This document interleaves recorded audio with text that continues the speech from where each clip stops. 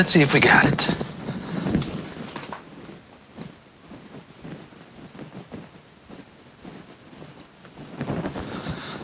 I think we got it. Hi everyone, I'm Mr. Puckett. Thank you so much for stopping by. Let me know if you can hear me and see me all right. I've got the stream set up over here, so I guess I can kind of see myself. This is awesome. I am so excited to be here today, and I'm even more excited that you decided to check in as well. The first couple of months of this channel, I was putting videos out every single Thursday, and the last couple of months, it's been tough to get anything together. I think 2 videos in the last 7 weeks, maybe something like that, and nothing live. My entire life has seemed to change in the last couple of weeks, and even though it's been primarily good things and almost entirely good things, that doesn't mean it has been an easy transition for me. So I'm excited to talk a little bit about that today, on how to react positively to major life changes, even if those are already positive life changes. I'm happy you're here. You can be in the chat as well. If you have any questions, you're welcome to ask me anything. I took a couple questions down from people on social media channels, from people on social media who had questions for me. So if we run into any silence, I can certainly reference those and answer some of those. It looks like the dogs are a little anxious to be on camera too. I think we have PJ here who's kind of running amok, so we'll see if we can settle him down just a little bit. They got out for a 10-mile run this morning, and evidently it wasn't quite long enough. So I appreciate you guys being here. This is fantastic. I even put this on Imager, so if any of you are here from there, that's fantastic. I know most of the people who watch this video know who I am and are here to support me because you're amazing people. But if you're stumbling across this video and wondering who the heck this guy is or who the heck these dogs are, my name is Abe. I live in Nashville, Tennessee. And after a 17-year addiction, I just hit my 3-year recovery mark. Most of the people here know me from a website known as Imager, where I started to post not only wholesome things, but also my journey of recovery, and tried to help as many people as I possibly could, which eventually kind of parlayed into this YouTube channel. So I'm excited to be here today. It looks like the chat is a little quiet, but we have our first. I appreciate you guys so much for being there and for talking to me. When I used to do these lives, it was for me. It made me feel a lot less alone because I live in this tiny studio in this tiny neighborhood in Nashville, and I only know 2 people in town. So being able to talk to you guys, even if it is just through a camera in my living room, made me feel all of this connection that I haven't had in my life in a long time. But now I have those connections, not only through a new job, a whole bunch of new friends, and even a new very special person in my life that I'm excited to talk about. But this stream I was still super excited to do because I feel like not only YouTube, but also Reddit and Discord and Snapchat and kind of everything, I've sort of not taken a leave of absence, but I've certainly been doing a whole lot less than I used to do. So we'll try to cram as much as we can here, maybe for an hour or 2 on YouTube, and just see where it takes us. Hey, Gary, thank you for being here. That's awesome. I know when I was talking about doing this live stream, I got maybe 40 different questions between all these social media platforms that people wanted me to answer, but there was one very common theme, 2 very common themes what everybody wanted to hear about. They wanted to hear about the job, and they wanted to hear about this special person in my life. So I can tell you that the job is going great. It's been maybe a month and a half now I think I've been working, although it is so different. I can't describe it's night and day. This time last year, I was working for Imager part-time, and my main gig was as a sales advisor for a financial company way up in Minneapolis, Minnesota. So of course I did both of those jobs from home, right here from my couch. And with COVID and everything else, I really didn't leave my home that much. I made no effort to go out and meet people. And at the same time, I kind of wallowed at home in my own self-pity for not having any friends. Now, it was a good thing that I avoided crowds and followed COVID protocols, but at the same time, I was really kind of using that as an excuse to not expand my horizons anymore. So now I'm going to work, and I go to this place, 5 days a week, and I've told you a little bit about the job. I won't be too public about where I'm working. Once public details about me got leaked in the fall time on Imager, it definitely opened my eyes to how much I was putting out there. It has made me a little more afraid to continue doing that. So I won't provide specific details, but the job has been going fantastic. I see on average maybe 500 people a day, if you can imagine that, as compared to not seeing 500 people in the entirety of 2020, and probably that plus 2019 as well. So it's been a huge change for me. And in addition to that, the first year that I had these dogs, I didn't spend a combined 8 hours away from them. And now I spend 40 hours plus away from them every single week. So it's been an incredible change going from working in my underwear in my apartment to going to work with all of these people. And I realized that my socialization skills weren't exactly what they were in the past. So that definitely took some time to drum that up, but everything's been going perfectly. I love everybody I work with. I made quite a few friends, not only as coworkers, but also as some of the people who frequent the place where I work. The same people kind of go there every single week, and I get to know them a little better. So I've really started to come out of my shell a little bit, and it's been an amazing experience getting to know people here in my neighborhood and all over Nashville. It's been absolutely fantastic. Thank you, Annie, for being here. You have supported every single video. I love you. Thank you so much. Airman, thank you too. Now that job has brought some really negative feelings, though. I mean, I'm going to talk it up all I can because it's a great job. It pays me a living wage. I'm great at what I do, and quite frankly, it's an easy job. I think probably anybody watching this could do my job without any type of specialized training. And I mean, I don't think I got trained at all. I just showed up on my first day and started working. So that brings some negative feelings in the sense that I don't feel like I'm doing anything for my future or doing anything for me right now except for just making money.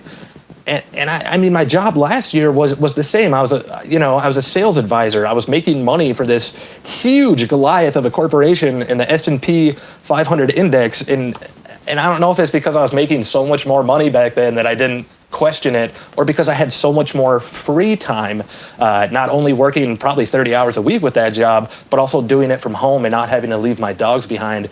Whereas now it makes me question a little bit more because I'm dedicating so much of my week and month to this job that it's really drawn back from everything from, setting up my next supply drive and fundraiser, which is coming really soon. I can't wait to tell you about this. It's an amazing one that I think a lot of you will relate to more than any other one. And also making these videos and going on long runs and all the things I like to do. So I echoed some of these sentiments to my best friend Z Hart, how it feels like I'm just doing nothing but making money there and doing nothing for my future. And she said something to the effect of, well, that's what a job is. That's what people do. They go to work just to make money. And maybe I need to reconcile that because it's been so long since I've had a normal job like that. Probably 2.5 years since I went into work with a job that didn't really do anything for my future and certainly didn't do anything for my resume.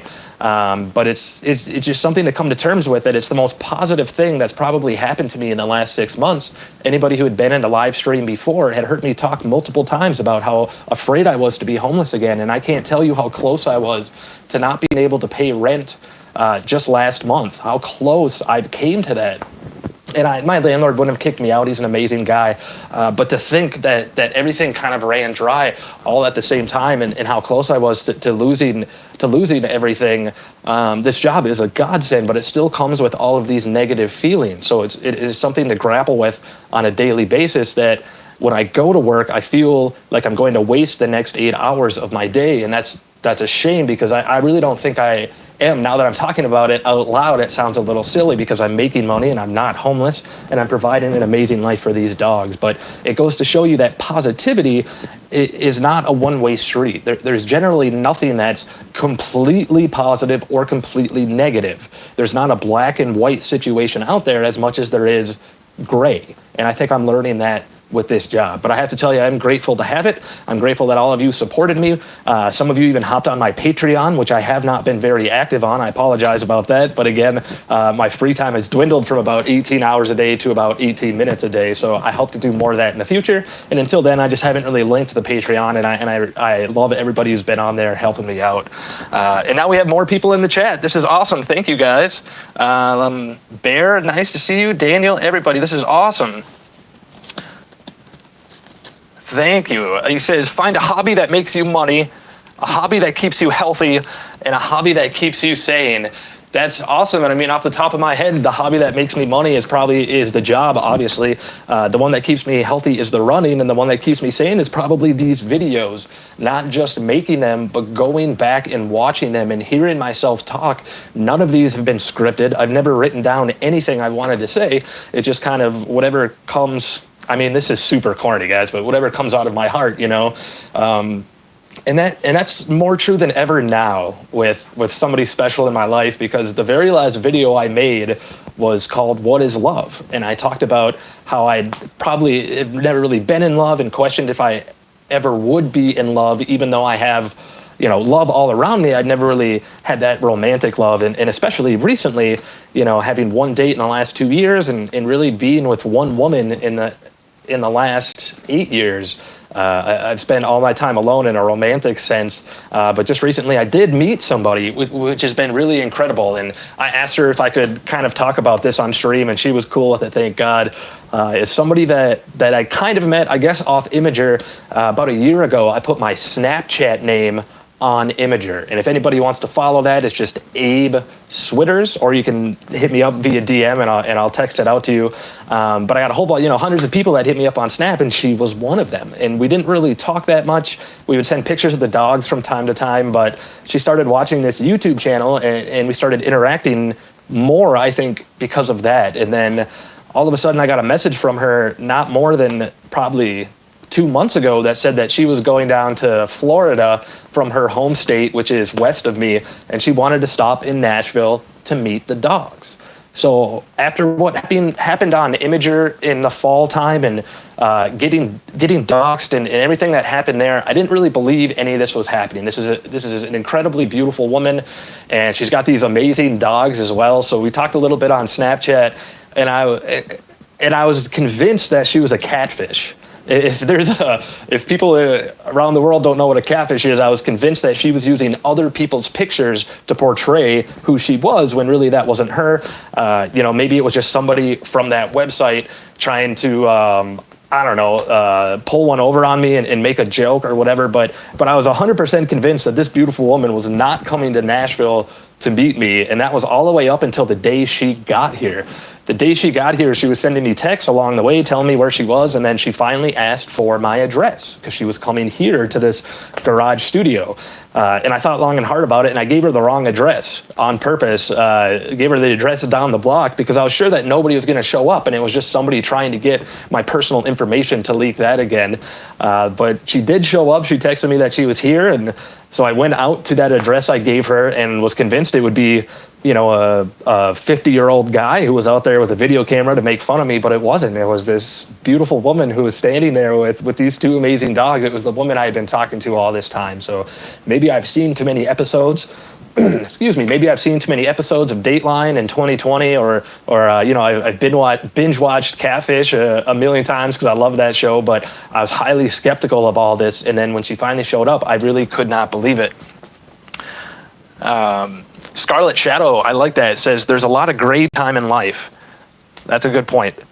But I would say your posts and videos are happy times to us. Thank you. Logan Garrett, thanks for coming. For anybody who doesn't know, Logan is the kind gentleman who took over the free pizza dude for me on Imager, and they've been doing an amazing job. Not too long ago, they sent the 5,000th pizza of the project and the 500th grocery order. Correct me if I'm wrong, but I think 5,500. They've been doing amazing things without me. They're super collaborative now, and they're doing it all together as a team more than ever before, and it's pretty cool to see. I'm still in the server, so I still see everything that goes on, even though I'm not really active in the project. Logan, it's awesome you're here, man. Thank you. All right. TJ asked, what made you return to Imager? I don't know if I would really say that I've returned to Imager. Certainly not what I was, and that'll never happen again. Like where I was, you know, I was posting anywhere from, you know, a minimal week for me was probably posting 5 times a week there on Imager, and sometimes I was doing 3 times a day. I was doing 20 posts a week on there, and that certainly will never happen again. I made my first post in months, a couple of months ago when I did the supply drive and fundraiser for the Mary Paris Center, which you guys have heard me talk to death about on this channel, as well as on Imager and Discord and Twitter and everywhere else. And that was something I had planned. I knew that no matter how bad things got on Imager, that I would still use the platform as a way to help supply drives and fundraisers for organizations that needed help. And I didn't, at that time, think that I would ever post something like I did today. I posted 20 nice things on Imager, which was one of my more popular series that I used to do, and I haven't done that in 5 months. But I don't know what made me want to post that today. I know that there's definitely a part of me that I wanted people to come to this stream. I mean, I'm not gonna say that that's not part of it, because definitely it is. It's really tough getting new YouTube followers. I got like 4,000 the first week that I started, and then got up to 7,000, after the first like 3 months, and it's just kind of been stuck there. There's like, I have no way to get new followers. Whereas I watched somebody like Aspect History, who had just commented, they got their 10,000 follower the other day, and to watch their climb has just been monumental. It's my favorite YouTube channel of all time. I encourage you to click on his name there and check out the channel. It's amazing, and he gets all of these new followers because he's putting out this amazing content. So that was one thing that I certainly thought about was, well, all of these people say that they miss me on Imager, but they don't know that I'm here on YouTube. So I thought this would be kind of a cool way to let them know, like, I'm still doing all of these posts. I'm still doing all the things I used to do. It's just on this new platform. But yeah, I don't think I'll ever be officially back in the sense that I'll do them on a regular basis. But today, I mean, I'm not watching the post now, which is a little nerve-wracking because I know I'm going to get terrible comments at some point. But at least up until this video started, there were no bad comments, which was super cool. So. Kristen, hey, thank you for being here. Kristen did me a huge solid the other week. She lives in a town where I used to live, and she drove all the way out to try and pick up my mail for me. She did me a solid in real life. Thank you so much, Kristen. That's awesome. Mary, 5,000. Yeah, and Logan corrected me, said 354 grocery orders, but yes, the 5,000 figure on the pizzas was correct. Peril says, do you feel like you have enough dogs, or would you get more if you could? I actually haven't thought about that in a long time until today, so it's funny you say it. In my neighborhood Facebook page, they found a lost dog who, he looked a little bit like PJ. He had the big ears and the silly face, and it was a lost dog that wasn't microchipped. So it was the first time I kind of thought, well, maybe I should take him in, but thank gosh the woman who found him is going to adopt him if the owners are never found. So I would definitely consider getting another dog at some point. I don't know. I don't think that's right for me now that I'm working, upwards of 50 hours a week and don't necessarily have the time to train a new dog. I can't imagine working like I am now when I got PJ, because he needed so much training as a 3-month-old puppy, or when I got Mrs. Puckett, who needed so much love as a neglected adult dog. So I would definitely consider, and almost promise you I will get another little Puckett at some point, but it's just not going to be in the near future, I bet. Lauren, thank you. I'm excited. Lauren is flying all the way out to Nashville as well. She's coming to hang out with the Pucketts. We rented an Airbnb out in the middle of gosh darn nowhere in the forest, and we're going to take the dogs on their first ever trail run. Now, I'll get back to the special woman in my life in just a moment. I'm not abandoning that story. I'm just trying to keep up with the chat. The dogs have been another huge change since I was last on this channel, or at least last in a live stream, because the last video I made and talked about them running, their longest run was 8 miles. And they have gone so far above and beyond that. It's just been unbelievable. The last Thursday, 1 week ago, they had their first 16-mile run. I think it was 2 hours and 52 minutes. It was about a 10-minute, 30-second mile average. And that's not only Mrs. Puckett, who can run way farther than that, I'm sure, but also PJ, my little 13-pound dog, who ran 16 miles. So they have been running out of control, which we've kind of worked into my work schedule a little bit. Instead of running, maybe 6 miles every day like we used to, now we're just doing some short runs, and then once a week we'll do this incredibly long run and try to push ourselves. So last week was 16 miles. We took a little load off today and did 10 miles, but they have been doing amazing things out there, and Mrs. Puckett will be running her first marathon, probably before the middle of the summer hits. And PJ, I'd only really hoped that he'd ever run a half marathon, and now he's run 3 miles longer than that. So the sky is the limit for him. It's just unbelievable. and they do look so relaxed. Yes, they're very happy when they're. I think my friend said it best when they said a tired dog is a happy dog, and I think I'd have to agree with that. Scarlet Shadow, thank you. That must be Tiffany, I would have to imagine, who also came on out to Nashville, not to meet me, but we met while she was here, and we had a fantastic short visit down on the waterfront. It was a great time. Thank you so much for being here, Scarlet Shadow. That's awesome. And I'm not so sure that nobody would ever try to trick me, but it was an amazing feeling to walk out to my neighbor's house and see this beautiful woman and her 2 dogs there. But even to this point, I wasn't really sure what was going on. You know, we hadn't really talked romantically in these Snapchats and the texting that we had done. It was more logistically what we were going to do while she was here, what we were doing with our days and our jobs and things like that. But it was such an incredible time. It wasn't instant or anything, but it became clear pretty darn quick that evening that there were some feelings there back and forth. And she spent the whole weekend with us with her 2 amazing dogs. And if you haven't seen pictures, I think Twitter is probably the best place. I put them all over Twitter. And we spent the weekend together, and it was just incredible. And I learned some lessons there too, because when you go so long without, you know, romance or intimacy or really feelings for for your preferred sex or gender for so long, like I have, sometimes just the smallest amount of that, right? Like just the smallest amount of attention from a woman in my case, or the smallest amount of intimacy or romance can feel like love, because it's all of these new feelings that you haven't had in forever, and it's so easy to get attached onto that, which I have in the past so many times. I've had these huge gaps between romance throughout my entire life. And jumped into relationships and jumped into situations so fast and way too fast because I thought I was in love. And that includes moving across country for women, moving in with women right away, and getting involved before I even knew, even knew for real if I wanted to be involved, and then getting in sticky situations because we weren't right for each other, but I'd given up everything that I had in my life to be with them, or vice versa. So that was something that ran through my head all that first weekend. Because it kind of came to me, like it was in my head, like my heart wanted to tell my head, like, grab onto this woman and like don't let her leave and go back home, to her home state. But it was nice to like really take it slow that first weekend and just have a whole bunch of fun. And I didn't know if I'd ever see her again, but thank God she actually came back the very next weekend on our way back home, which was just a couple of days ago, and stayed with us again for a couple of more days. And it just went perfectly. I mean, it was amazing. I haven't felt like that in a really long time. And we've talked, probably every hour since then. And it's just been incredible. I even asked her out on a date this weekend. We're going to do a date which is probably real COVID appropriate, but also long distance appropriate now, where we are each going to order in food, her in her home state, me in Nashville. We're going to stream the same movie at the same time, and we're going to be on Skype for the entire night. So we're going to have a virtual date, which is going to be fantastic. I can't wait just to see her and talk to her all night, even though I won't be able to hold her or play with her beautiful dogs.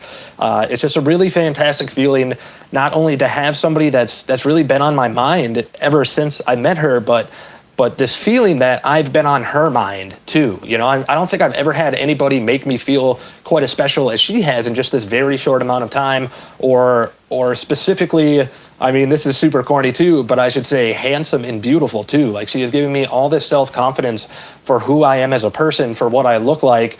It's just been an amazing feeling, so that even if I never see her again for whatever reason, or I never talk to her again, she's already made a positive impact on my life. And that's a really good feeling. So I think the best thing that came out of that is that neither one of us jumped in and did anything. I didn't break my lease and move in with her in her home state or anything silly like that after only a week spent together or whatever it was. But we're in each other's lives, and it's just a fantastic feeling. I really love it. It's amazing. Oh, thank you. All right, let me catch up on some of these comments here. Annie Trout says, tell us about the doggy festival you went to. the pic of PJ with that looked like Mr. Puckett looked way too adorable. Yeah, so we went to the woman who I will call E. That's who she is to me, the letter E. That's her nickname. My best friends here in town, Z Heart, who I talk about all the time on this channel, wanted to meet her. I think they were feeling a little protective over me, even if they didn't say it, that they didn't want somebody to come in my life and to take all the amazing things I have now. They didn't want me to break my lease and go move away, so they wanted to meet her. So she was cool with that, thank God, and we went to a dog festival, which I'd never even heard of before. I was out at Sylvian Park here in Nashville, which is hundreds and hundreds of acres. It was huge, and it was basically like it was a festival for dogs. It's for people to bring all their dogs to this huge park, and there's food trucks and and beer and music and all this stuff going on. It was an incredible time. If I had to guess, there was probably 500 to 600 dogs that went through there in a few hour period, and we walked through once and then kind of found a spot to just post up so all these dogs could walk and find us. And we even found a dog that probably what I would say to me was the dog that looked the most like Mr. Puckett of any dog I'd ever seen in my life. And it was amazing. I was wearing this t-shirt too. So I walked up to this woman who was standing all alone in this park, and I said, can I please hang out with your dog? Can I please just pet your dog? And she kind of giggled, and I sort of gave her this 1,000,000-word essay on who Mr. Puckett was and how this dog looks so much like him. And I think she was super confused at first, but then I pointed over to our little group and said, I adopted PJ. I adopted this little dog just because he looked so much like Mr. Puckett. And then her heart kind of melted, and she wanted to come over to our group and hang out with us. And it was amazing. I've never petted and held a dog that felt so much like it was petting and holding Mr. Puckett again. It was really cool. He had the same temperament. He was just a little rascal. It was amazing. So that was one of the coolest things I'd done in a long time. All of 2020, I can count the times that I did something social on one hand, and a lot of that is COVID for sure. But again, I was using that as an excuse to not go out and be social, to just kind of be this hermit inside. And it really kind of feels now places are opening up, right? More people are getting the vaccine, which I have scheduled on Tuesday. I'm super excited to get my vaccine. And just things are opening up more. And I'm not the guy that goes out to bars and goes out to parties, so I'm more of a daytime socializing person. So when all of those things and festivals and day things got canceled last year, that was tough for me. So it's been an incredible couple of weeks where I've been able to go out to these things. Another one was a food truck festival, which is only a couple of miles from my house, that they have every single Saturday to varying degrees. Sometimes there's huge amounts of people and live music and all this stuff going on, and it's dog friendly, which is even better. So just about every other Saturday so far, we've walked down there and have been able to meet all kinds of people. And one time we're even able to go with a couple of people that I met from my job. So it's been nice to have some new friends, whereas in all of 2019 and 2020, I don't know that I really made any new friends. Certainly a couple of them digitally, people I met on Imager and then met in real life, but to do it like this and to continually see these people on a daily or semi-daily basis has been amazing. It really has.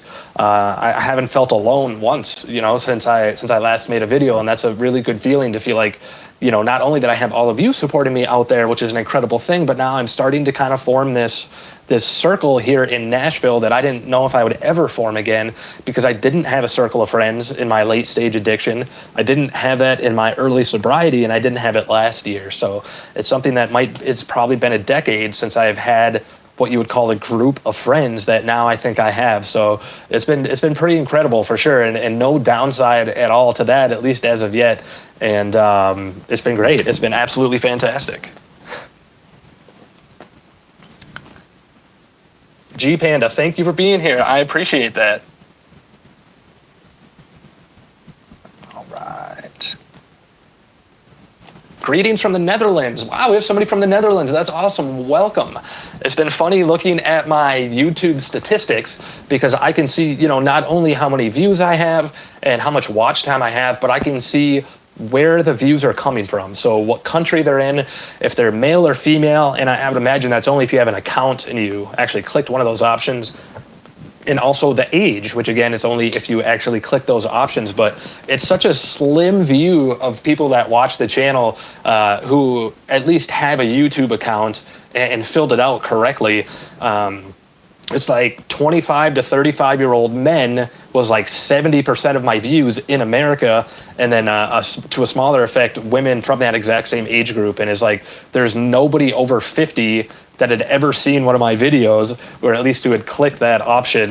So if you're 50 out there, let me know. I'd love to have you here, but it's such a slim slim demographic, I guess, that whether this channel just appeals to that or it's an amazing coincidence, it's cool to see people here from other countries.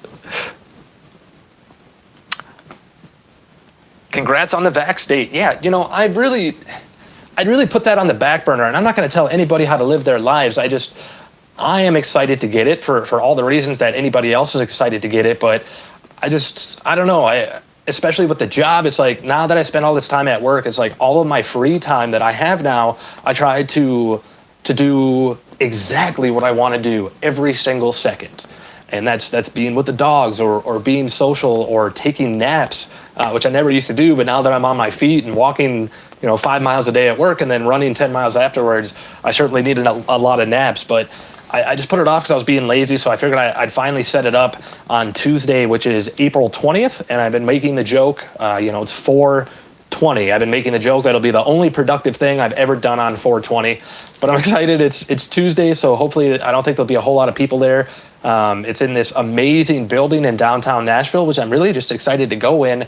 And there are plenty of parts that I can tour away from the vaccines and away from people and take my little video camera with and get some shots. So maybe that'll end up in a video someday. Or if they let me video myself taking it, maybe that'll be an introduction. Hi, everyone. I'm Mr. Puckett. Thank you for coming to my whatever video. And while I'm getting the shot, I don't know. I'm excited to do it. I hate needles, but it's just something I have to do in my mind. It's something I have to do, so I might as well just do it now. So I'm excited. Vaccine number 1, and from what I hear from everybody at work, it's the second one where they got a little ill or maybe felt tired or whatever it was. So this first one hopefully won't give me any complications, and hopefully the second one won't either, but maybe I'll schedule that one on a day off of work just in case it does. That's a good question. Kristen asks, do you feel more energized being around people now or when you have more time alone? I'm introverted, but I've been making friends, and man, I'm so tired. I am the exact opposite. So I don't know if that means I'm extroverted. I think I'm ambivert, where I'm a little bit of both depending on my mental status or emotional status of that day, but way more energized now that I'm working out and in person. I mean, I was so lazy in 2020, and I go on these runs because I love running with my dogs, and I think I got up to 65 miles one week and over 200 miles in 1 month last year, and that makes me look active, but it's such a small part of the day, right? Like I ran 10 miles today and it wasn't even 2 hours, and then the rest of today I didn't really do anything. It's my day off, so I feel like I'm entitled to that, but that's what 2020 was to me, were long runs and then doing nothing. And part of that was being with the dogs and wanting to spend every second with them, whether they were sleeping or not. But a lot of that was just being lazy.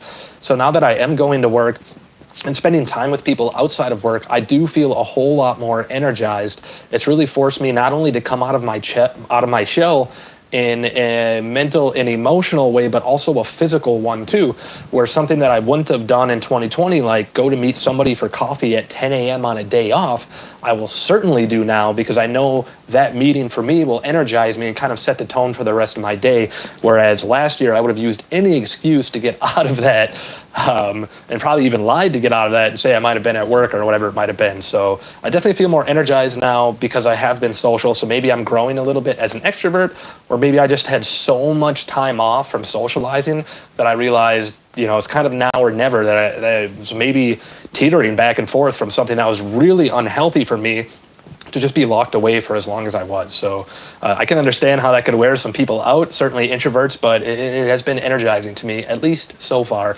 And that's even with working at 4 a.m. I wake up at 3 a.m. every single day. I wake up at 3 a.m. for work, and then I just got on this schedule. So even today on my day off, I was up at 3 a.m. and that took a lot of getting used to, and I still don't know if I'm used to it, but sometimes I get pretty exhausted. A lot of you know I have myalgic encephalomyelitis, which is chronic fatigue syndrome.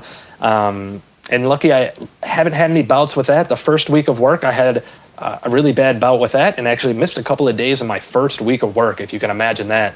But I sat down with the person above me and kind of told her what was going on and why I was missing it, and they were very receptive and very respectful, and luckily I haven't had any incidents since, so it's been going very well.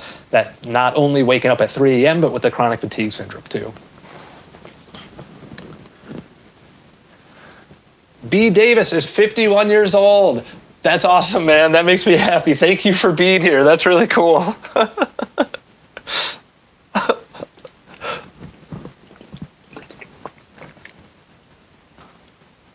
Trip upstairs. I would have never guessed you were 55 years old. I've been interacting with you for some time now. I never would have guessed you were 55. I think that's a testament. You come across as very youthful. So thank you for being here at 55, and thank you just being yourself and always being around. I love it when you're in the chat and anywhere else. I can't believe you're 55. That's amazing. Let's see what else we have. Annie says she wants to nap every time she sees my running pose. And that's part of the fun for me. You know, I don't necessarily love running. Like when I'm getting ready for a run, I don't like my life very much. Like I'm downtrodden and I'm trying to use any excuse to not go for a run. And even sometimes in the run, like today's run, I did not really have that much fun. I went out on these trails and there was nothing picturesque, and I ran low on water and it was hot. And like, if I had somebody with me, I would have complained their ear off to death. But that's one of the perks for me, is coming home and that kind of feeling not only of accomplishment, but that I also awarded myself by being able to lay in bed the next couple hours with my dogs and watch crappy TV and, you know, make the imager posts or go all over Twitter and do those like silly, relaxing things that I like to do. So that's definitely a huge perk for me. It's not just the running, but afterwards and the dogs and how cute they are afterwards. I mean, this dog is 1 year old and he's got all the energy in the world, and to see him in the middle of the day just sitting here dead asleep like this, it's an anomaly. So it's a good feeling to see them exhausted. And it's an even better feeling to be able to be exhausted with them and just kind of cuddle the afternoon away.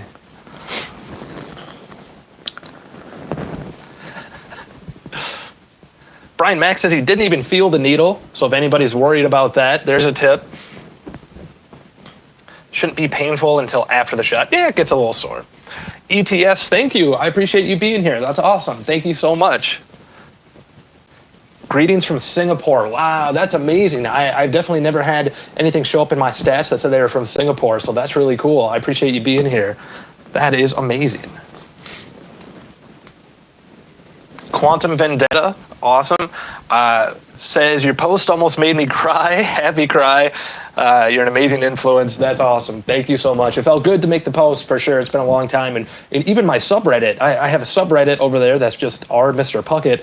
And that has been pretty quiet lately just because I think, you know, quite obviously I was the driving force in that one. So like putting up the most posts and trying to engage everybody. And that just hasn't really been happening in the last couple of weeks because of how busy I have been. And I probably still have more free time than most people out there, especially all you people that have children and maybe you live in the same town as your family and have a whole lot more friends than I do. I probably have a lot more free time, but it's just been an adjustment that it's not as much free time and not nearly as much as it used to be.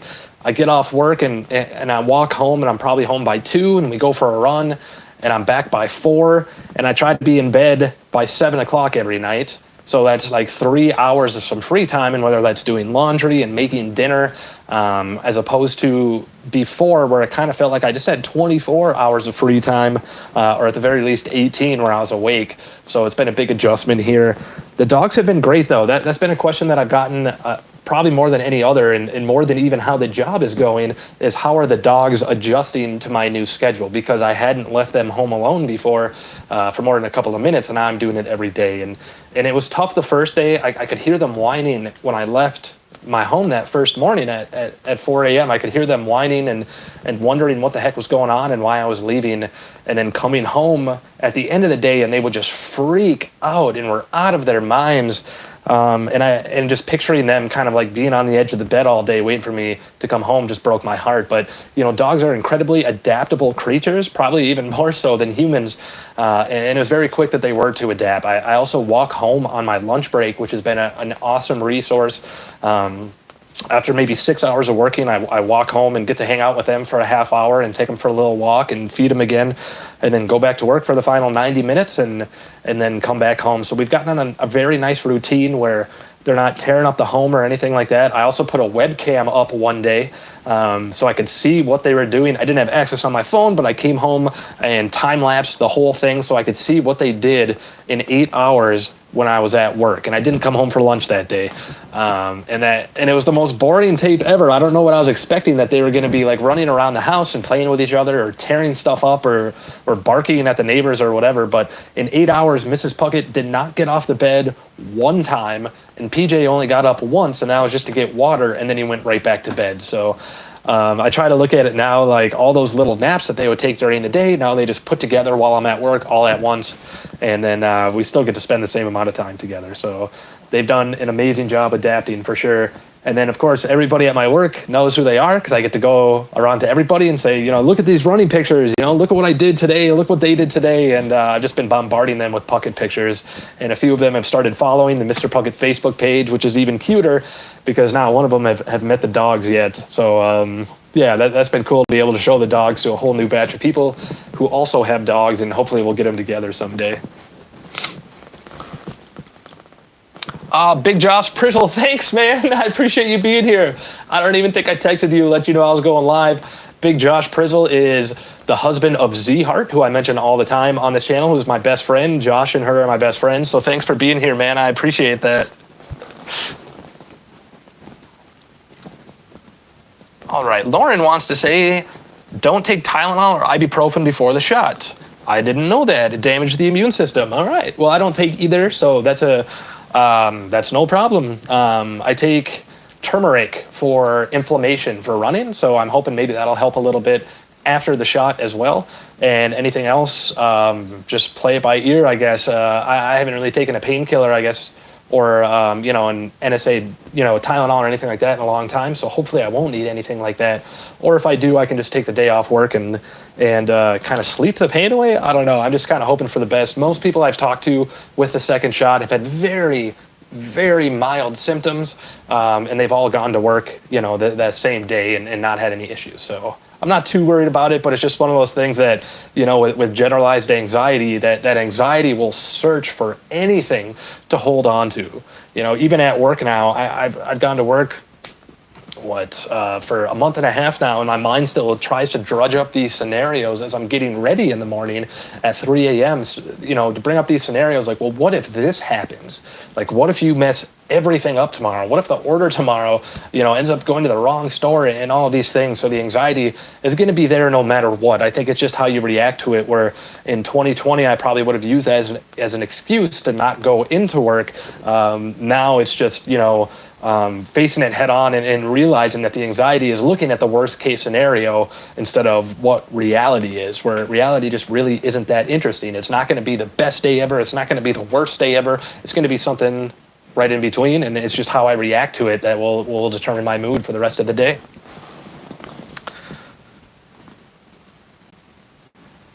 Andrea, yes, there is a Facebook page. I made the Mr. Puckett Facebook page. If you just search Google Mr. Puckett Facebook, it'll be probably the first thing that comes up. I made that way before I was even on Imager, I think, and that was just to share running pictures of Mr. Puckett. And I think I might even had a flip phone when I started that, or at least like a first gen like Razor or BlackBerry or something. So it was pretty weak sauce for a while there. And then, but that page was huge because when Mr. Puckett and I first went homeless out in Seattle, we were together for about 2 years before I realized that I couldn't have him on the street with me anymore, because no rehab would take him, no shelter would take him, and he was everything in the world to me, but he was also, to no fault of his own, holding me back because I couldn't get the help I needed while I was taking care of him. So there were posts put out on his Facebook page by both my sister and me and tons of people asking, who can watch after this dog? Now, at that point, I hadn't been on Imager, so it wasn't the people who are following now. It was people that knew Mr. Puckett from the races he was in, that met him, on the half marathons or the 20-mile runs that he was doing. And then I would say, hey, he's got a little Facebook page if you want to check it out. And there might have been only 50 or 100 people following him at that time. But so many of those people stepped up to watch him, whether that was in North Dakota, or Washington, Montana, Minnesota. I mean, he was passed all over the country. I realize that's primarily Northwest, but he was passed all over the country where people would take care of him for amounts of time and then pass him to the next person via that Facebook page. So it was an amazing resource, where as of now, it's gotten a little more love lately, I guess, but there's still there's only like 500 followers or something. But it's just been a cool way to post a lot of pictures of the Pucketts and kind of interact there. To just make a page about them, I guess, where Instagram is kind of all about the pictures. I can still do a little bit of writing on there and still put some of the things I would have put on Imager, like the supply drive and fundraiser. And it has some cool stats too, like Imager, there are no stats on Imager as far as I'm concerned. So like when I put up a fundraising link, I can't even see how many people click the link, which seems pretty silly to me. Whereas Twitter, and Facebook and all these, just about any other site, you can find out those simple statistics, and Facebook was one of them.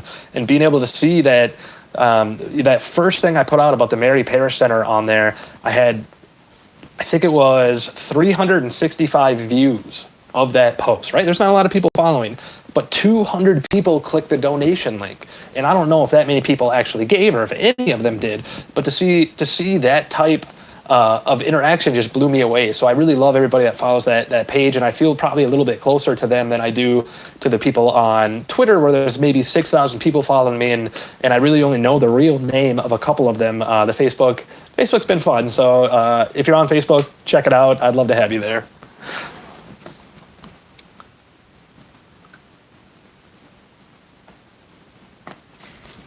Brian says, I was worried after adopting Oliver that he wasn't going to do well, but he was awesome and a champ. I set up a cam too. So I'm guessing you mean that's when you were at work, yeah. And I really doubted PJ at every turn, which is weird. Mrs. Puckett, I kind of knew from the start that she was going to be this amazing dog, and she just needed some love because she had been neglected and abused. But because PJ was a puppy, and I guess is my first dog, I mean, he was adopted, he was in a shelter, but I wouldn't say that he had some like terrible life before like Mr. and Mrs. Puckett have, and he was just a rambunctious little, I don't know, I just doubted him at every turn. And that was with running, and I've talked about before how there were times that I thought he was just the biggest mistake that I had ever made adopting him, because it seemed like he was never going to stop pooping on my floor. He was never going to run more than a mile. He was going to never stop barking at the neighbors. And I just doubted him at every turn. And it wasn't until really, recently that I just stopped doubting him. I think it was his first half marathon, which was 2 weeks ago, that I doubted him all week, and I was like, well, he's not going to be able to do this. I'm going to have to call Z Hart and Josh to come pick us up, 8 miles away from my house somewhere. But he did it with such ease and with such a smile on his face, and then came home and was such a joy to be around the rest of the day. I finally stopped doubting him now after a year. And I guess it's been almost exactly a year, probably another 3 weeks I've had PJ for a full year. So it's been a wild ride going from thinking he was the best thing ever, to thinking it was the biggest mistake ever, to just constantly doubting him, to now realizing what an amazing dog and friend that he's turned into. And he's just, he's the first one there, with the kids. He's so much more affectionate than Mrs. Puckett with, and he has to cuddle at all moments of the day. And this is usually about as much as she will cuddle, with just kind of a leg on my leg, but PJ's got to be right there next to me, and I love it. Quantum immediately went to follow your Instagram and Facebook. Thank you. I appreciate that. Instagram's cool, man. I didn't think I'd like that at all. I think Imager has a way of kind of crapping on Instagram a little bit, because we saw it, at least in user sub, kind of sees it as just this selfie taking, big-headed, look at me kind of site. But that's not really been my experience at all on Instagram. I've had a lot of fun there, and I don't really know anybody on there. Just everybody who follows me, I just follow them back, and I don't know, it's just a lot of love on there. I haven't seen or experienced any trolling or doxing or anything crazy on there. I just love posting pictures of the dog, and the little Snapchat feature, I don't know what you call it, like My Story or whatever, where you can just upload pictures and people can view them for 24 hours. I dig that. I think that's cool that I can see what's going on in all these people's lives. Instagram's been cool. Lauren asked if there's any other exercises I like to do besides running. And that answer is a resounding no, not at all. I am not a big exercise guy. I'm just a running guy. And really, without the dogs, I'd probably never run. I never ran before Mr. Puckett. I played sports in high school, but I was always the guy, if we were running laps, I was the guy who was in last place, complaining, and afterwards going out and smoking cigarettes and just hated running. And Mr. Puckett got me into it. And if it wasn't for these two dogs, I probably wouldn't be into it anymore either. So it's just fun to do with the dogs. And maybe if I could take them to a gym, we talked about this at work the other day. That'd be so awesome if there was a gym, we could go and lift weights and actually have dogs there, or at least a doggy daycare that was in the gym. I realize there's all kinds of liabilities for having dogs in a gym, but hi, buddy. Just a way to spend more time with them on the trail has been amazing.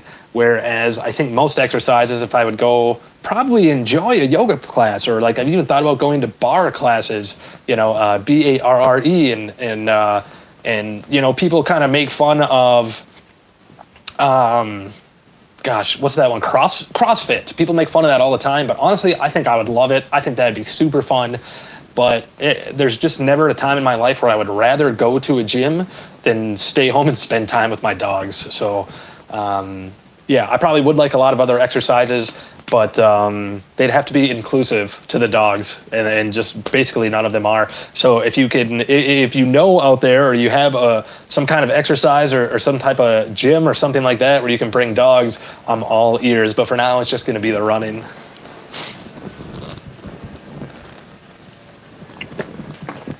Thank you for being here, Johnny Awesome. I appreciate that. That's awesome. Alex says, have you thought about agility training with the doggos? I'm not sure really what you mean by agility, if you mean like maybe the obstacle courses that some dogs do. I'm trying to picture even what agility would be that's further than running, but I'm not really sure. I always thought it'd be really cool to get them involved in some obstacle course type stuff. I see some of these GIFs and videos of these like incredibly fast dogs, running up and over and around and through stuff. And I think they'd both be fantastic and have a ton of fun doing it, because they are so disciplined when they're out running. When we're in the home, I really give them no direction. They do whatever the heck they want. When we're out on a walk, it's the same thing, or out at a park. But when we are on a run, it is just discipline, and it's constant communication, and it's not this lovey-dovey stuff that you see on the videos, or that it is at any other point in the day. It's I don't know. It's just a special thing where when they're that active, that's when all the training kicks in, and that's when all of my instructions kick in. So I would love to expand that to something like an agility course or an obstacle course. I think that'd be amazing. I guess I've just never really looked into where I could do that. Doggy lifting. Kevin, thanks for being here. That's right, Trinidad. It's nice to see you. If anybody doesn't know Kevin B. Hall, he's a great gift maker. Kevin, if you want to drop your Instagram there, I would fully encourage it. He's got like 100 times as many Instagram followers as me, and for good reason. He does these incredible gifts that I bet every single person in this chat right now has seen before, even if you didn't know that it was him who had actually made them. So I'm happy you're here, Kevin. That's awesome. Thank you. ETS says, how do I source content for your wholesome imager dumps? It's a little different now from when it used to be. When I was putting out 20 posts a week and I had, multiple series, I was spending so much time. And at the time I had a job where I could just kind of be on my phone all day. I had a kind of a BS job, I guess. But that was just constantly being on Imager, Reddit, and Twitter, and just saving everything that I saw that could be wholesome, and then trying to manifest things if I didn't, like taking a question off somewhere and then answering it myself, and combining those images or whatever it might have been, or making memes of the dogs, which I had made, probably over 1,000 different images that were OC that made the front page. But now, today was a lot different, just because I was like sitting up late last night and thought, well, I should make a post tomorrow and put this stream on there and see if anybody wants to come hang out with us.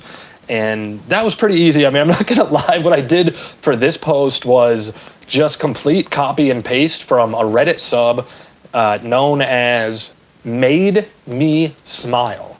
And that was it. It was that simple. I went to Made Me Smile, which is my favorite subreddit. Wholesome Memes did everything they could. They take down every single thing I post, and they even changed one of their rules so that I couldn't be a part of it. which if you go to Wholesome Memes, there's like all of these rules, and at the very bottom, which are pretty well explained, and then at the very bottom, there's this rule that just says no dogs, and they take down all my dog stuff. So, but Made Me Smile is just a really awesome sub. And if you can sort by top for the last month, it's just a great way. And that's really what today's post was. I try to put a couple of OC things and everything, but today the only OC, I made a fake Facebook post, the second image in there. I just typed up a few paragraphs about the supply drive and fundraiser I did, attached an image, and then uploaded it as private so I could screenshot it. And I did the same thing on Instagram too. So it was a really easy post to make, I'll say, but if you're doing something like that every day, like I used to, you just run out of content way too fast, because I pretty much used up that entire sub in today's post. So if you're looking for more, you're gonna look at a whole bunch of different subreddits, and you're gonna do a lot of keyword searches, which was huge for me, using keyword searches both on Twitter and on Reddit. And it's something that I always wish Imager had, which I had requested a million times, but they always went unanswered, was to do keyword searches, because you can search on there, for a username. But if you wanted to search, like if you typed in supply drive into Imager, I have hundreds of posts that are about my supply drives, but not a single one of them would show up because they don't have that type of keyword search. So Twitter and Reddit have just been awesome ways. You just have to realize, you just have to see how to use the search function, whether it's typing in the word nicest or, it doesn't work so well because Wholesome, you get a lot of the little more of the like, kind of, how would I say this? Not necessarily the wholesome stuff that I would post, I guess. A little too family friendly, whereas I think I enjoy a lot more of the, that post today talked about the child with autism struggling and heavier issues, whereas the word wholesome is more commonly associated with a whole lot lighter issues. So keyword searches, that was a little bit of a tangent, but that's about it.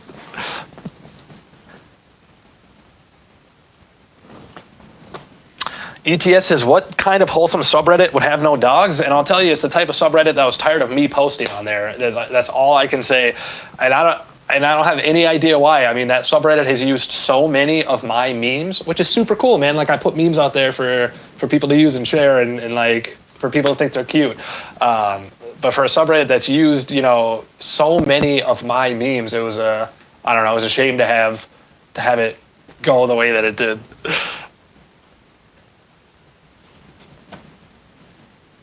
Havelock is suggesting that I actually create an agility course, and I don't know how I never thought of that. That's a fantastic idea, because I do have a lot of outside space. It's all fenced in as well.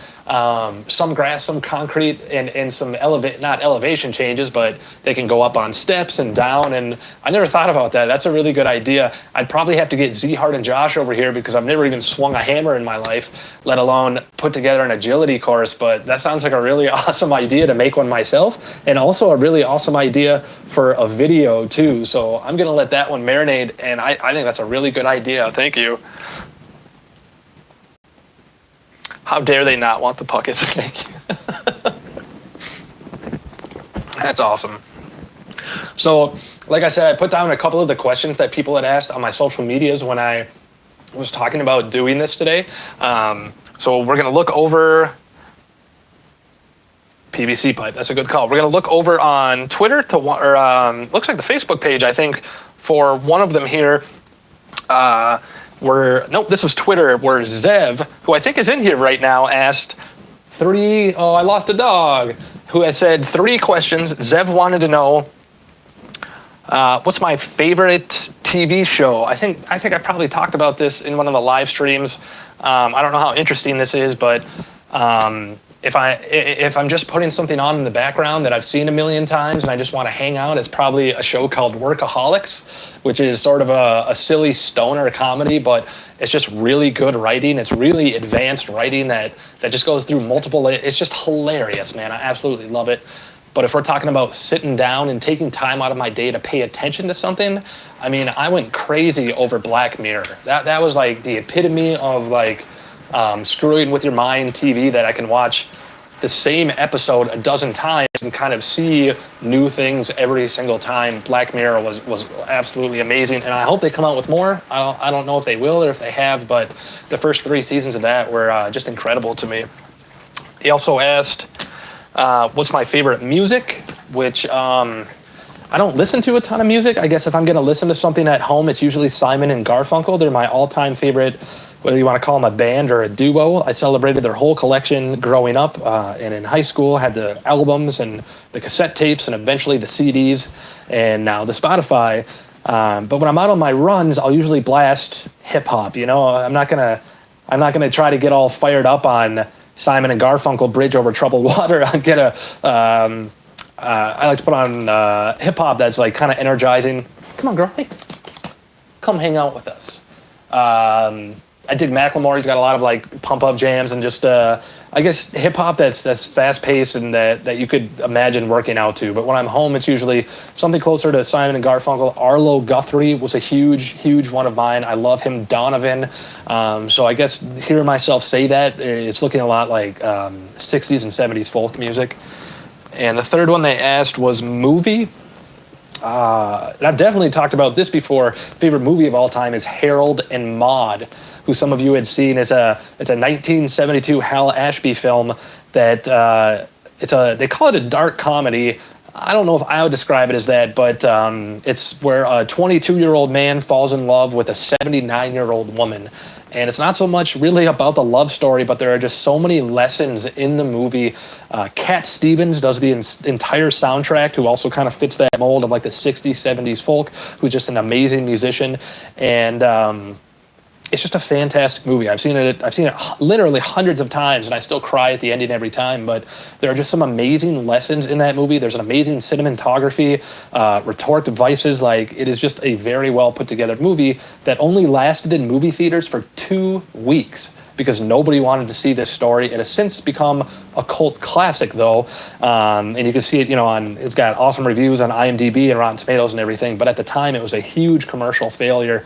And a couple years later, the director eventually won a Best Director Oscar for I can't remember the movie's name, but it was the life and times of Woody Guthrie, who was Arlo Guthrie's father. So I love this whole collection. He was an amazing director, and that movie is second to none in my book. If you haven't seen Harold and Maude, look it up. It's absolutely fantastic. And at the time, I think I would go so far as to say it changed my life and certainly made me a lot more optimistic because of who the Round character is in the story and the lessons he learned along the way. And I was probably 14 the first time that I saw it, and that was a I don't know, it was a time of emotional growth, I guess, just by seeing the movie and trying to dig more into it and see, why it made me feel the way that way that I felt, and try to learn as much from it. It's fantastic.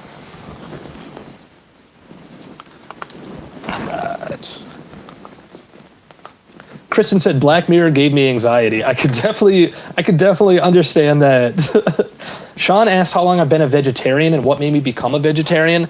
I grew up on like microwaved potatoes and like frozen hamburgers for every meal. I mean, I had no variety at all in my diet. And when I turned, I think 22, I went straight vegan. I started to get into some environmental causes when I was living out in Seattle, Washington, and this was an attempt to find the most sustainable diet.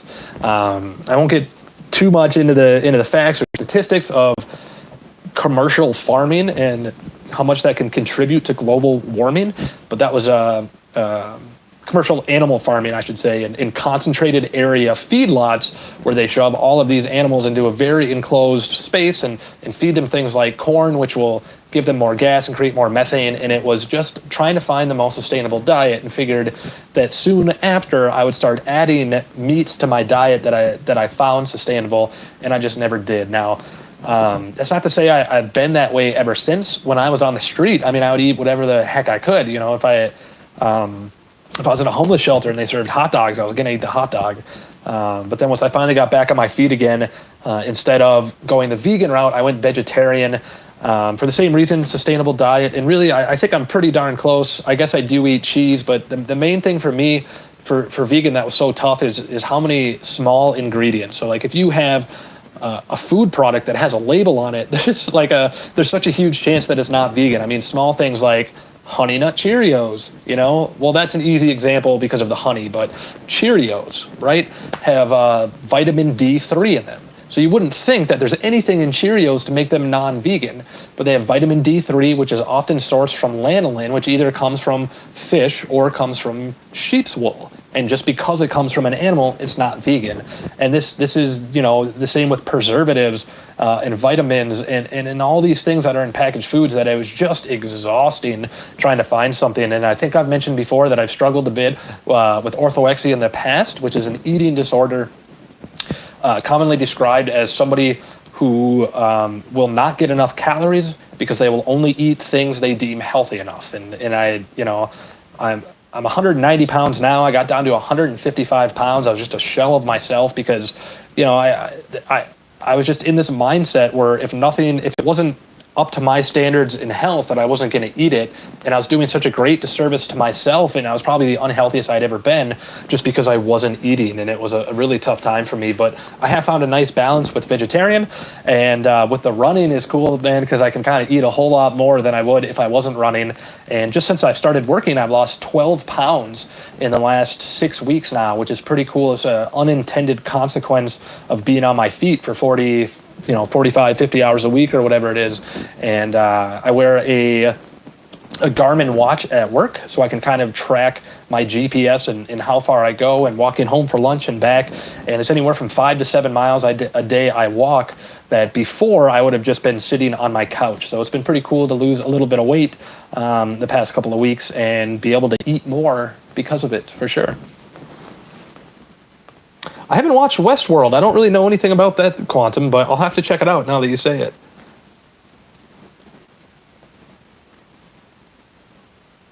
Let's see. Let's see. Annie Trout, Dick Simon, and Garfunkel, cool too. That's awesome. I think my favorite song is The Only Living Boy in New York. That might be a little cliched now. I know that was in a movie called Garden State a couple years ago, which is like this kind of cult classic now, or at least like a hipster classic. But that song is perfect to me. It's absolutely perfect. And I'm not the smartest musician. I can't tell you how to compose the best song ever, but that song to me is absolutely perfect. If you've never heard it, Google The Only Living Boy in New York. Turn all the lights off, light a candle, and just listen to it. It's just an amazing experience. Big Josh says Wu-Tang. Yeah. Some of you know I've talked about this before, that Josh and I and Z-Hard had tickets to see Wu-Tang Clan at a historic theater here in Nashville last year that unfortunately got canceled due to COVID, which was a super bummer. Because like I said, I do dig listening to hip hop like that when I'm on runs. And the only thing I've ever been able to draw in my entire life is the Wu-Tang Clan symbol. So you'll find that all over my desk at work and all over everything in the back room. And I have this little board where I kind of write what I want people to do during the day while I'm not there. And it's always signed with a Wu-Tang Clan symbol and something like, have a Wu-Tang Sunday or something like that. So that'd be pretty cool to see live. I would love to see Wu-Tang. I hope they come back.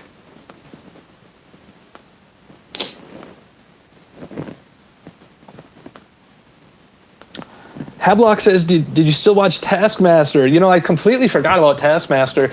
That came up, I think it was my last stream on Valentine's Day, because I had just come home from that weekend excursion that the Imagurian put me up at our house for a week, that like Victorian, amazing home that I shared so many pictures of across social media, and we watched Taskmaster most of the time. But no, I completely forgot about it. I guess I'll have to watch it again. At their house, we were watching it on YouTube, which meant all types of commercials, which I'd probably never do at home. I think, the commercials just kill me. So maybe if I could find it like on a streaming service or something like that, I would check it out. But for now, I'll stick to the silly stoner comedies on Hulu, just because I can have it on in the background and do whatever the heck I'm doing on the side, and not really have to pay attention to it. Or if I tune in, and give it some attention for a couple of minutes, then I can giggle away with whatever's going on TV.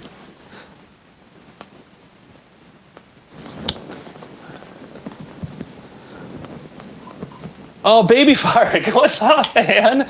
Baby Fark McGee's ex. Probably a lot of you guys know him. He is the the galactic GIFs guy. He makes the most amazing GIFs probably in the world. It's just the most crisp and clear. I mean, this guy can take a scene from a movie, like a major motion picture, and make a GIF that looks better than the motion picture does. Like, it makes no sense to me. This guy's a wizard. But in addition to that, he's also one of the nicest guys I've ever met. He was my Secret Santa a couple of years back, and sent me like a parade of gifts. It was unbelievable. And he's also checked in with me about at every turn, you know, whether that was when Mr. Puckett passed away, you know, when everything happened at Imager in the fall. He's kind of been there for me from afar every step of the way. And he's just an amazing guy. I'm happy to hear, Baby Fark. That's awesome, man.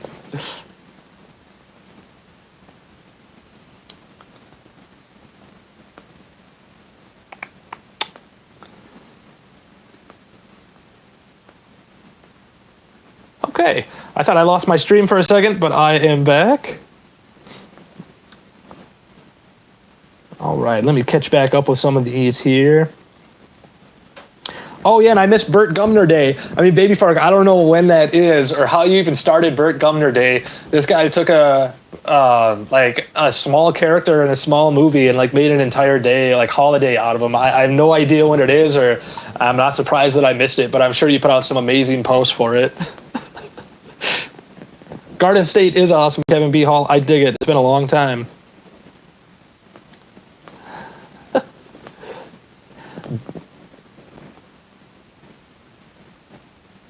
YouTube. So I'm looking in the chat, right? And every once in a while, like if you swear in the chat, or maybe even if you say something incredibly negative, YouTube will hold that comment for review. So I physically have to go in and say show it or hide it. Now, usually, or at least from what I thought, that was just swears, or like maybe if you said certain keywords, like, I don't know, death or porn or something like that. But today it's holding the most ridiculous comments. Quantum Vendetta said, Taskmaster is amazing, little Alex Horn, and it's holding it for review, asking me if it's an offensive comment. So we'll show that one.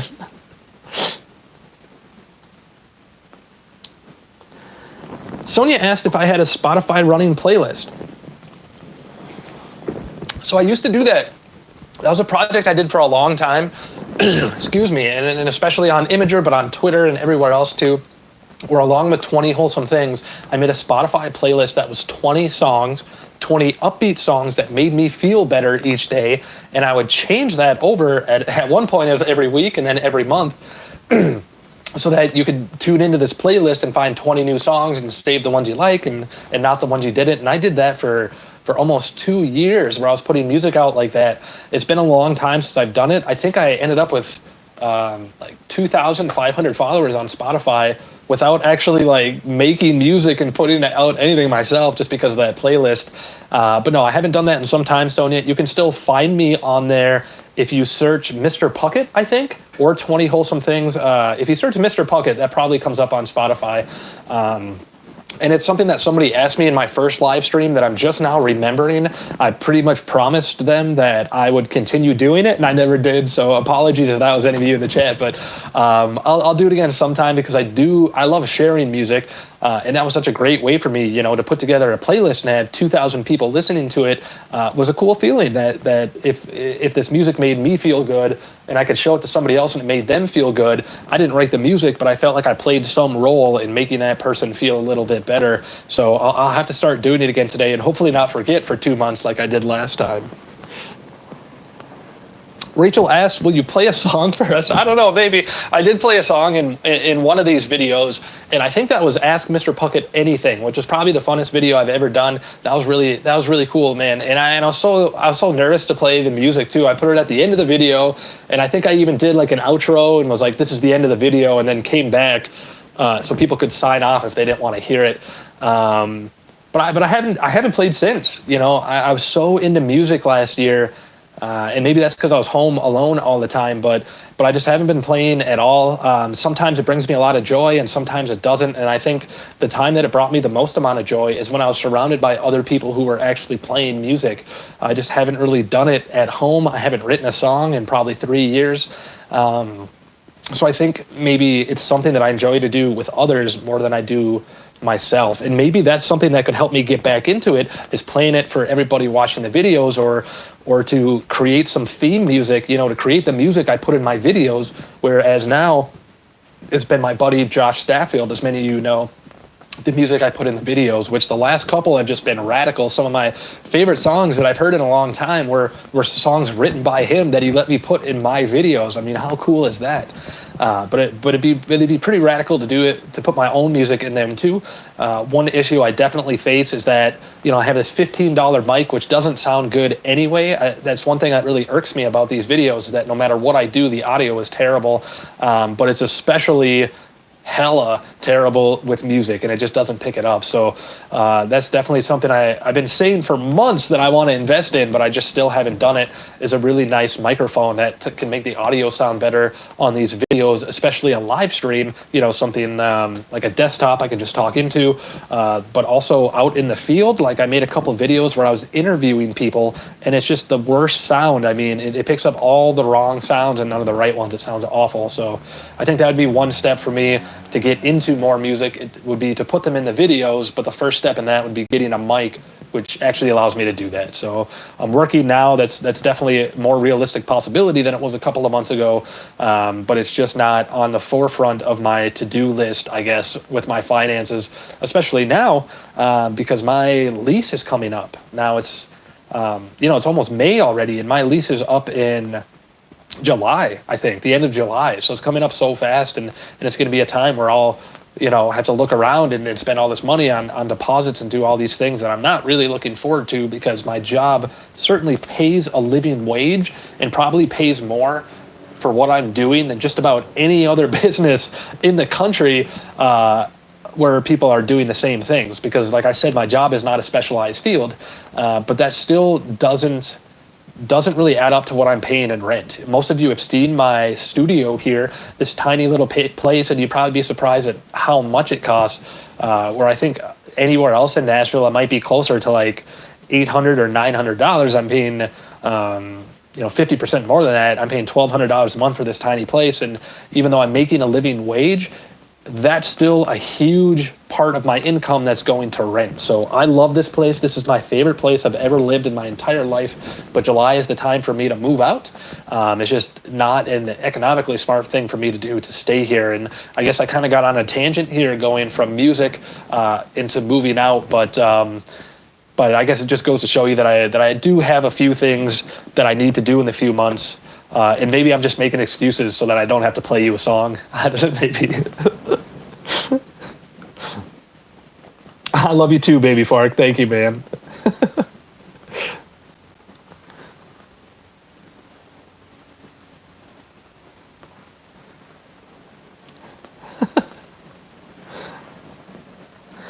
Oh yeah, Kate says, did he show off the new tooth yet? So that was also part of a reason for my, I guess, brief hiatus from YouTube. Was not only that I was so busy, but I have a fake tooth that's right in front. And I think I mentioned this in my second video ever, because it caused sort of a lisp, I guess, a minor lisp. And I'm super, it's the most self-conscious. The thing that I'm most self-conscious about my entire life is this tooth, because it's fairly new. A couple of years ago, I had to get a tooth removed right up front, and I've never been able to afford an implant. So what they gave me is a retainer with a porcelain tooth on it that I soon found out breaks like every 4 months, and it costs anywhere from, it's about $800. In an implant, I think I got quoted at $3,000. So I've just never been able to afford the implant. So instead, what I've been doing is paying this $800 every 6 months that it breaks, because I've just never gotten all the money together at once. And the tooth, of course, it broke again.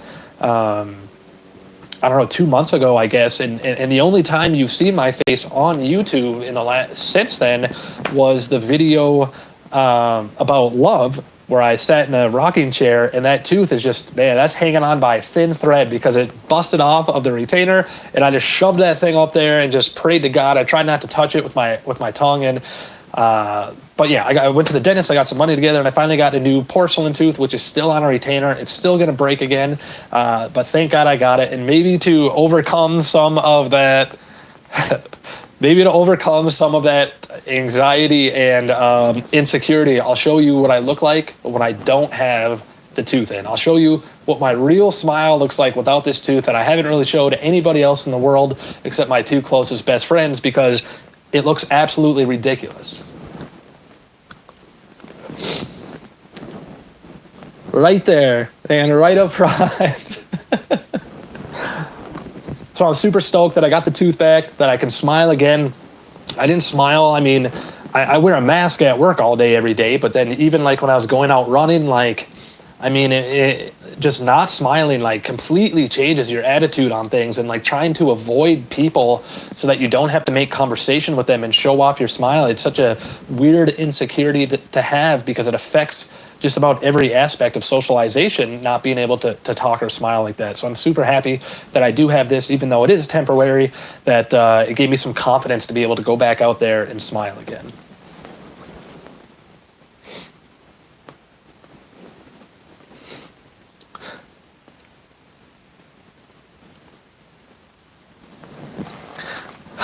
Thanks, baby Mark.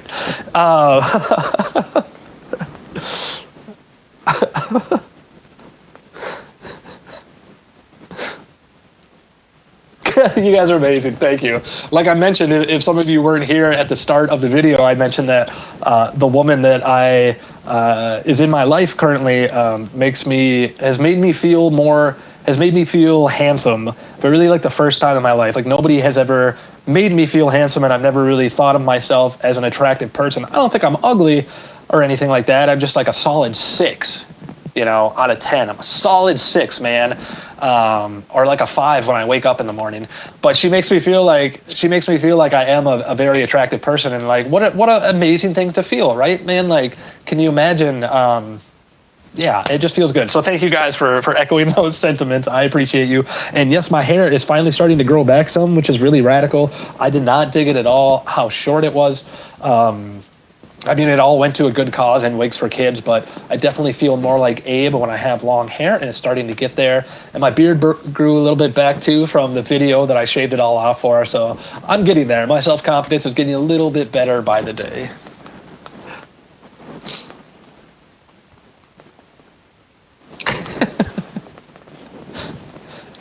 John says the obvious. He says it certainly looks better with the tooth than without.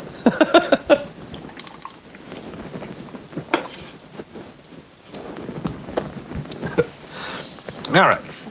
I would probably kick myself if I didn't answer a couple of more of these questions that people asked on social media. I mean, I only wrote 4 of them down, 4 more of them down. Somebody asked on, this is Instagram, that somebody asked, what motivates you the most?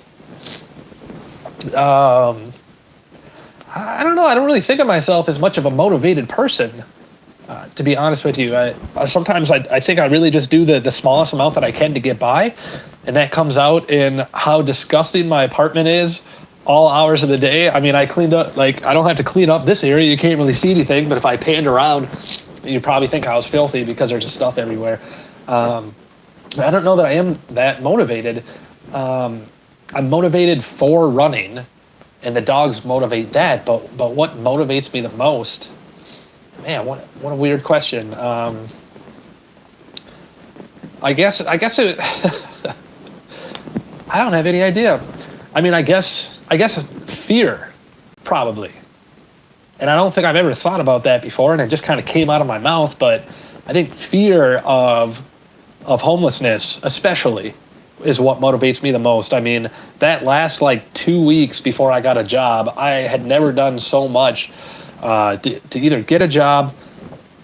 I had never done as much in my entire life. I mean, I was going everywhere. I was at the all over job boards. I was at the I can't remember what it's called. It's essentially like an unemployment place where you can go and like look at jobs and get training and all this stuff. And it was just like, it seemed like for a while there that every second was either into finding a job, or at the time I was spending quite a bit on YouTube too. But I think fear probably motivates me the most, because I'm so afraid of going back to who I was and to the situations that I used to be in.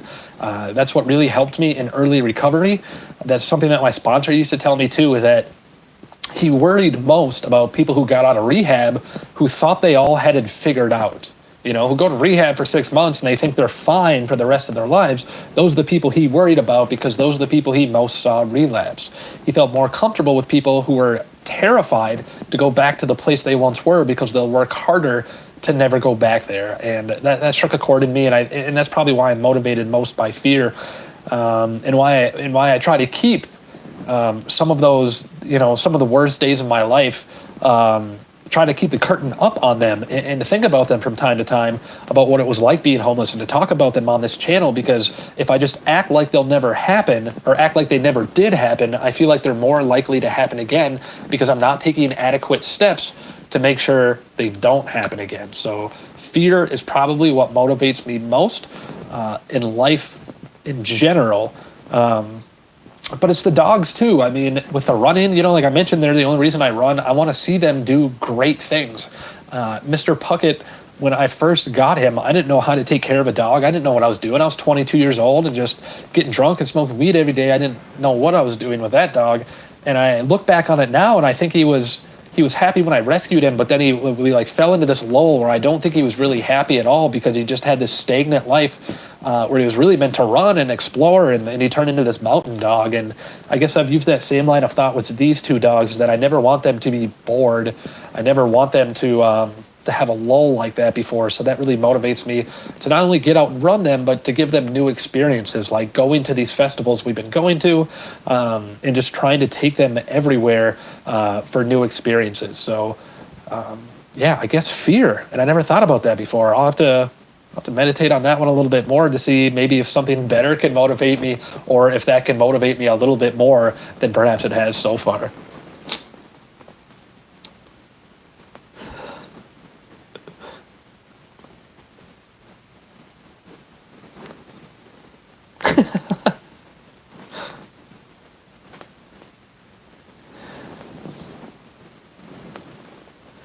Baby Fark says, everyone in here is a 6 and I'm sitting ugly with a 4. That's funny, man. As much as we've interacted with each other, I don't think I have any idea what you look like, which is something that is perfectly normal on Imager, right? Because selfies are not allowed there. Whereas on Instagram, I can look anybody up and probably 9 out of 10 people have a million pictures of themselves on their page. So it feels a whole lot less personal sometimes on that website, just because you can't see people. Yeah, that's funny that I don't know what you look like, or people that I had talked to forever on that site and have no idea what they look like, unless that one single day out of the year they just so happened to upload a selfie, which was on Christmas Day.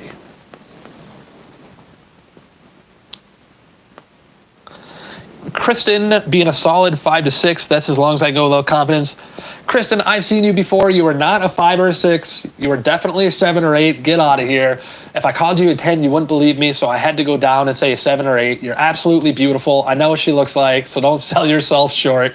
You're one of the only people in here who I know what you look like, and you're gorgeous. So you're definitely not a 6.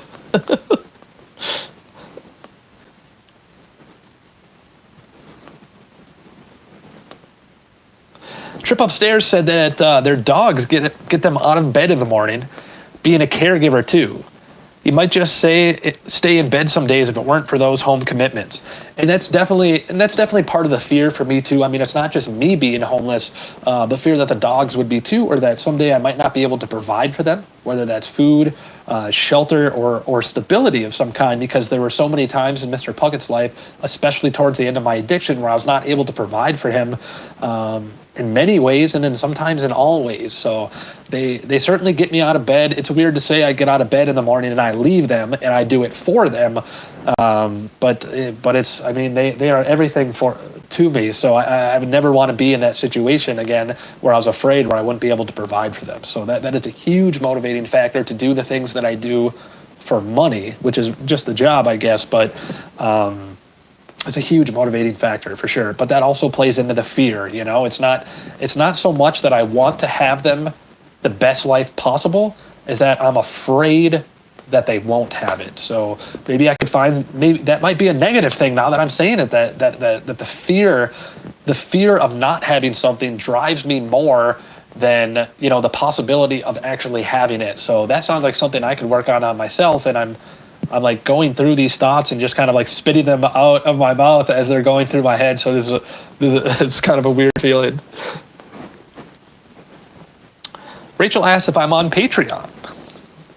Yes, I am on Patreon. I mentioned this at the start of the video, so sorry for the redundance, but I created a Patreon, I think it was early last month, or at least before I got the job, for you know, I mean, a nice way to say is for people to support me, but I mean, I was perfectly honest, I was running out of money too, and I thought, man, this would be a cool way to kind of supplement my lack of income at the time. And it was not long after, it was like a week after I started that Patreon that I got a job and everything changed for me. Now, I still have the Patreon going. I just haven't been active on it as I should be. You know, there should be posts on there every single week, and I should be putting videos on there and writings and all this stuff, and I just haven't been doing that. So there's some guilt there for me that there are people on there who have all messaged me and said that they're just on there to support me, and they don't give a crap if I'm actually putting up content or not. But there's definitely some guilt there that I haven't been putting up content, because that's kind of the whole point, right? That I put things up there that the only way you can see them is if you pay a couple of bucks to see them, and I haven't been putting things up there. So yes, I have a Patreon, and I hope to be a whole heck of a lot more active on there. And I guess maybe that could be a priority in the next couple of weeks, especially because I have so much footage now that I haven't been making videos on a regular basis. I mean, I have so many SD cards full of footage that haven't gone into anything, and certainly will at some point. So I'd imagine you can just find the Patreon if you search Mr. Puckett Patreon on Google, because I can't remember which video I actually linked it on. It was just one video I put the link on, and that was it.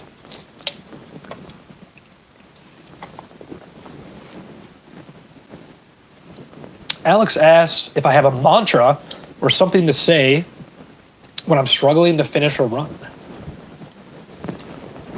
No, and really, I never push myself that hard on the run. And I'm not saying that a 16-mile run isn't hard for me, but we build up so slowly, right? Like PJ, we were adding a half mile to his longest run per week. It was such a slow build up over time that no run in and of itself was especially hard.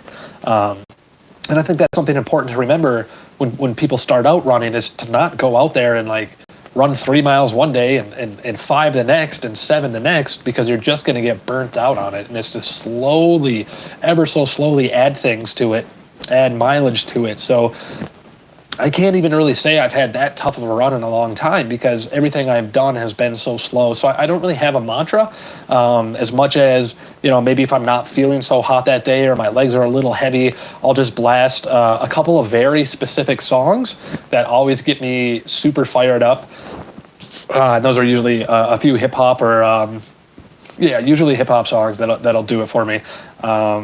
So yeah, no mantra, but maybe that could help me in the future, especially now that we're up so far as 16 and we'll be getting super close to a marathon. I mean, most people that train for marathons, their final training run is 18 miles, and then they go out and run 26. So we're getting so close to being able to do that. It's just incredible. And I think Mrs. Puckett will eventually one day be running 30 miles at a time, and even maybe probably farther than that, but we're just a ways away from it. The longest I'd ever run was 62 miles, which is 100K, and I did a couple of 50-mile races as well, but that, I think my last ultra marathon was back in 2016. Maybe it's been a long time, and I was completely hammered for it. Every race I've ever ran in my past, I was completely drunk for or on drugs. So I've never actually done a race, much less an ultra marathon, sober before, and that would be a huge accomplishment for me. And I think it'd be a fantastic thing to do. I mean, my last race took me 18 hours to finish. It was a 62-mile run out in the mountains, and had something like 16,000 feet of elevation change through the whole thing. And I was so drunk that I was at the starting line at 4 a.m. and just like laying down. You know, everybody's, you know, jumping around and getting all fired up and like chugging these like drinks and everything, and I'm laying down at the start line because I was just hammered. And the first 6 hours, like, I was kind of drunk and silly and like sort of having fun, and then the next 6 hours I was hungover and just felt terrible. And in the final 6 hours, I started taking drugs again. And like it's not a way to run, man. I was just killing my body doing that. So I would love to be able to do that again, completely sober. I think that's probably the biggest milestone in my sobriety for me. It's not like hitting a year mark, not like saying 1 year will make me the happiest. I think maybe running a 50-mile race would probably be my milestone, where I would just kind of break down and cry and happy tears, and kind of everything would be put in perspective, where now in my sobriety, I've done everything good that I ever did in my addiction. So yeah, I'd probably need some mantras for that.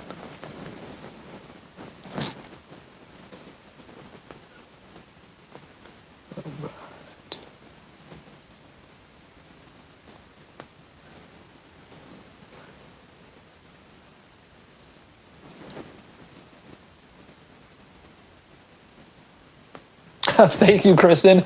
She said that it's interesting to hear me talk out these thoughts in real time.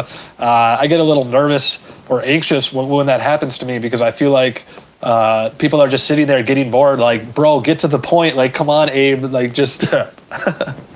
So I appreciate that.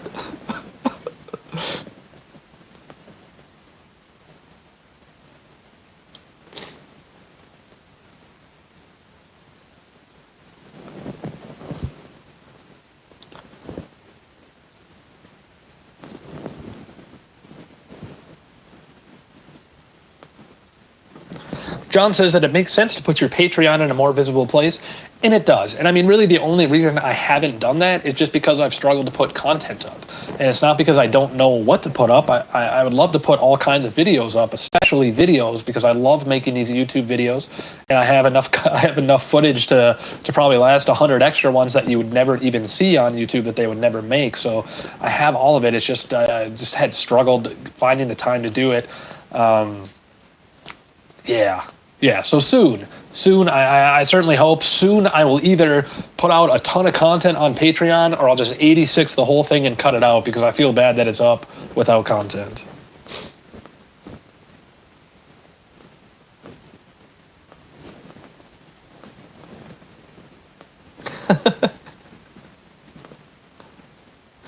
John says he really wants to press that making honest money isn't a dirty or bad thing. If you're transparent about the offering and deal honestly, it's a great thing, in my opinion.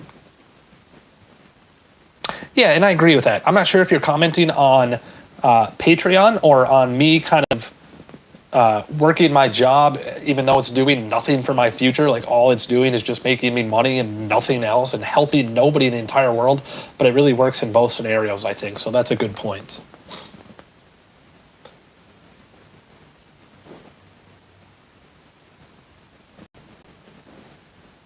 Aspect History says, make a video for your ultra marathon. Yeah, that'd be radical to actually bring a GoPro on the ultra marathon.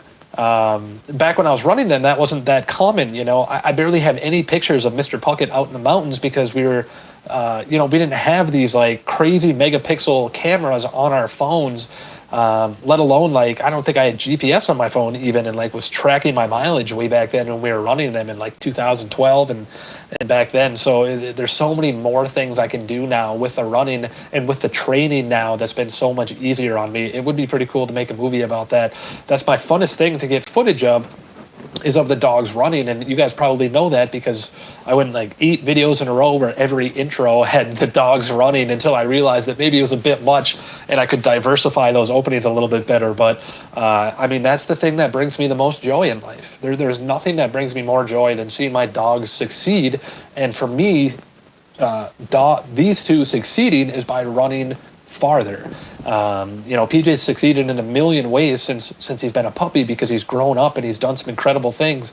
But really, running for me has just been a way to track their progress, right? Like, there's no other way to track progress. I can't tell like how much he's grown from a puppy to now, but when I look back on the mileage, like Mrs. Puckett, the first year that we were together, she ran 1,562 miles, I think was the number. And I can look back on all of those runs and see her go from, the first day that we walked when she got out of the shelter and struggled to make it around the neighborhood to last week and going 16 miles. And I can see and chart and tally that progress. So I think that's another reason I love running so much, is because it's so glaringly obvious where the progress is, where as opposed to dealing with yourself and your emotions and your mental stability, there's really no easy way to track that. You could say, well, I'm a 3, I was feeling as good as a 3 last year and I'm feeling as good as a 5 now, but running is just something stable that I can track and look back on and be proud of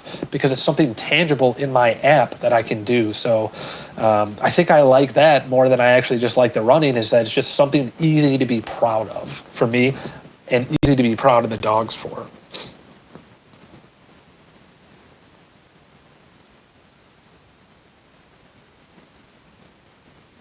Scarlet Shadow says you can do that paid YouTube member thing. We could get special emojis or icons. I'm not exactly sure what that is. If it's like Discord Nitro, where you can pay to have more cool stuff, or if it's actually being a YouTube partner and you get some cool stuff there. I'm actually pretty darn close to being a YouTube partner. I've never really talked about this, and making like a couple of cents off of these videos. You need 4,000 watch hours. 4,000 hours of people watching your videos to qualify for that, and I think I'm at 3,400 right now, so I'm pretty darn close, and if I put a couple more videos out, I'll definitely be there. I mean, make money off these videos, I don't think I'd make more than a couple of cents off each one at this point, but it's a cool milestone, right? To be able to do that in this 6 or 7 months or whatever the heck it's been, putting out these videos with no idea what I'm doing and no production value, yeah, I don't know, it'd just be cool it'd give me some kind of idea that maybe someday I could make money off that, and I don't know, it's just that's a cool milestone. Even if I got a check for like 20 cents, I'd blast it all over Twitter and Instagram and say, how cool is this that YouTube gave me 20 cents? I'd be super stoked.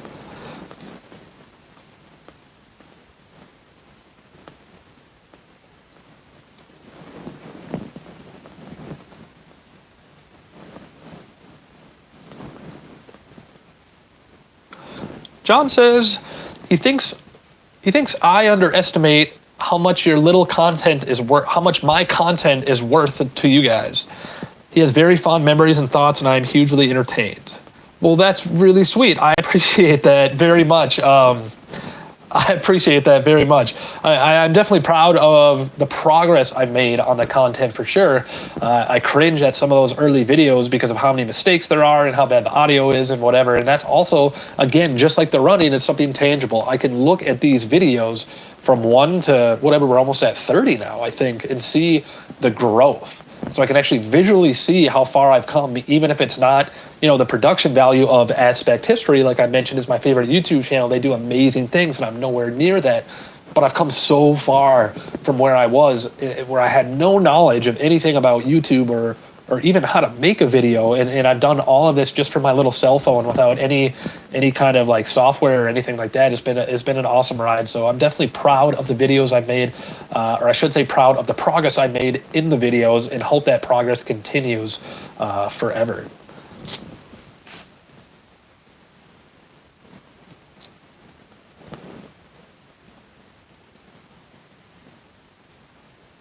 Aspect History says when you get 10,000 subs, you get super chats and stuff where people can donate on streams. Okay, I didn't know that was 10K. I thought that was just when you were a YouTube partner, but that would be really radical, because I've also seen that with the super chat, you can set that up as a fundraiser. So for instance, in this chat, I could have something like the Nashville Humane Society, and that could be the purpose of the video, and people in the chat could just like click a few buttons and donate $5 to the Nashville Humane Society, and it'd be a really awesome way to do live fundraising that we just, don't have as easy of a way to do that right now. So the super chat feature would be really awesome to have. 10,000 followers seems like forever away, because it's been like 6 months where I haven't gotten 10 more followers, but hopefully one day it'll happen, because the super chat would just be an incredible way to give back to so many different organizations, and to do it like super easily. I mean, to sit here for 2 hours and talk about something and have people be able to give small amounts to add up to this, big, incredible goal, that would just be a fantastic thing. I would love that.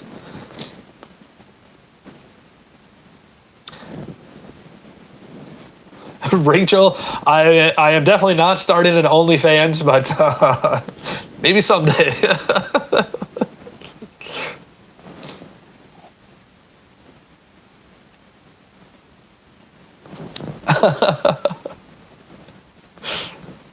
All right, we're getting close to the 2-hour mark, so forgive me for just one moment. I'm going to check on the battery power. As some of you know, if you've been in this live stream before, my camera only lasts for 2 hours at a time, and the first one I ever did, I was mid-sentence talking about God knows what, and everything just shut down, so I'm going to stand up for just a moment and see if that's going to happen again, if we get a little bit more time together. Why don't you stay there, big guy?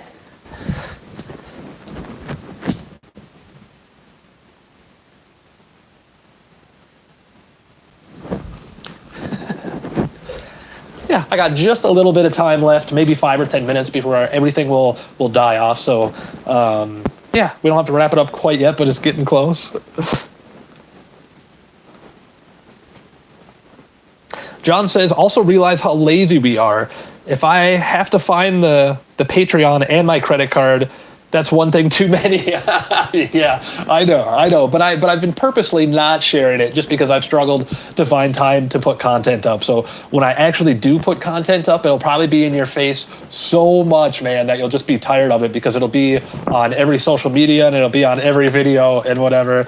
Not that I want to make like millions of dollars doing this, but it's this really weird thing, like, because it feels like I'm asking for money for what I'm doing, and I don't want it to cheapen the experience because I haven't made a single one of these videos to make any money. I've made them for a million reasons, but money is definitely not one of them.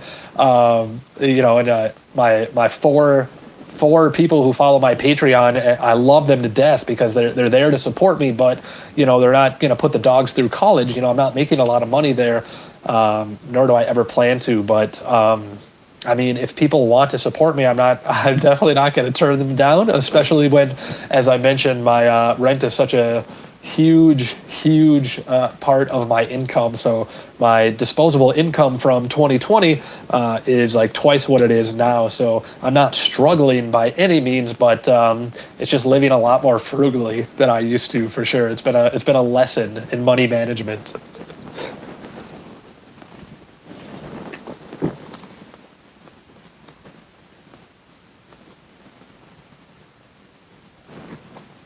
Yeah, Aspect History, that's a good point. And Aspect History has a Patreon. He says that it's tough to manage because you want to provide good incentives, but there's only so much time in the day. And I mean, Aspect History, I can actually relate to this now because I'm a Patreon of your page, but if I'm perfectly honest, I've never looked at it.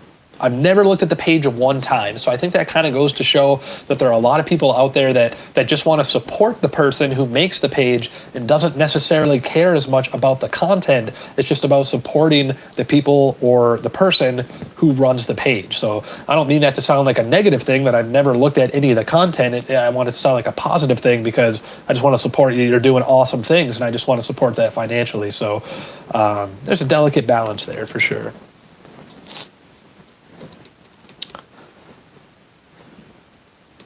Thank you, Quantum Vendetta. I appreciate that.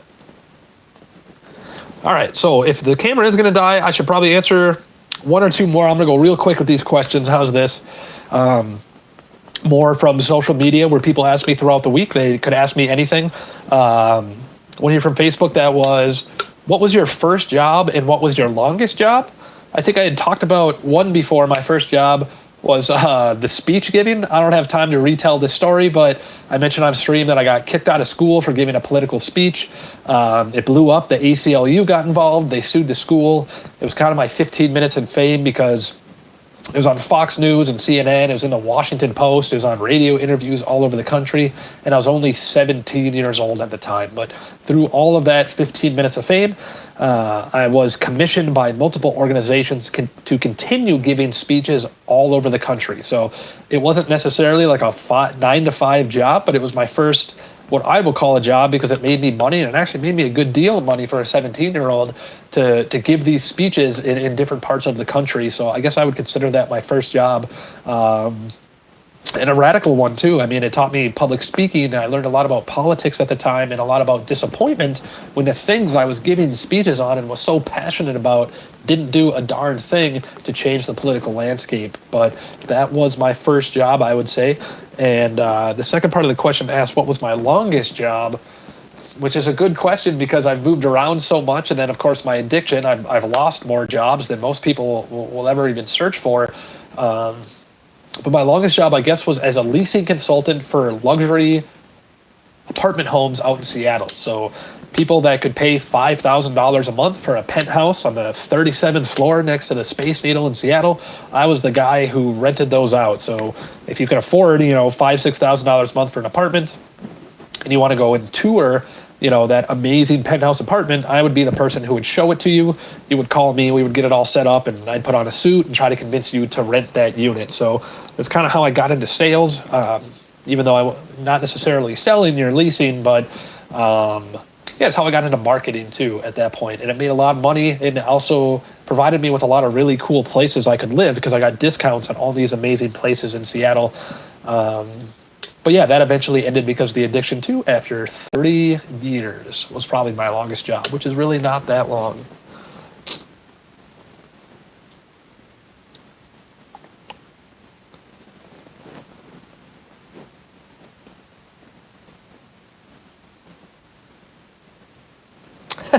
Kevin B. Hall, yeah. And political speech giving at that, and something very, pretty, not, I wouldn't say controversial, but it was very, the country was very split on this issue at the time. So it was something that people either loved me for or hated me for, and I was just some 17-year-old kid. Yeah.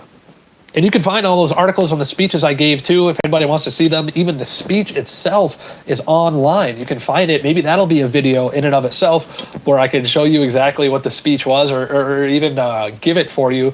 The one that got me kicked out of school was only 90 seconds long. It wasn't that long, but it was just about a very specific topic that they didn't want me to talk about at the time because it was a pep rally. It was for homecoming, and I was supposed to go up there as the captain of the soccer team and say, yeah, go football team, but I took the mic and gave a 90-second, very politically motivated speech instead.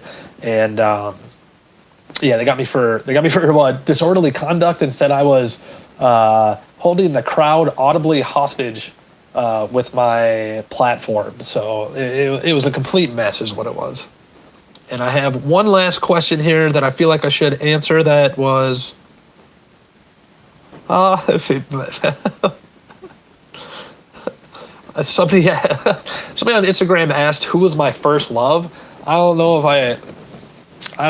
about that one. Mr. Puckett, I guess. I don't know. I dated 2 women for a very long amount of time. 3 years, one in Seattle, and 3 years, one in Los Angeles.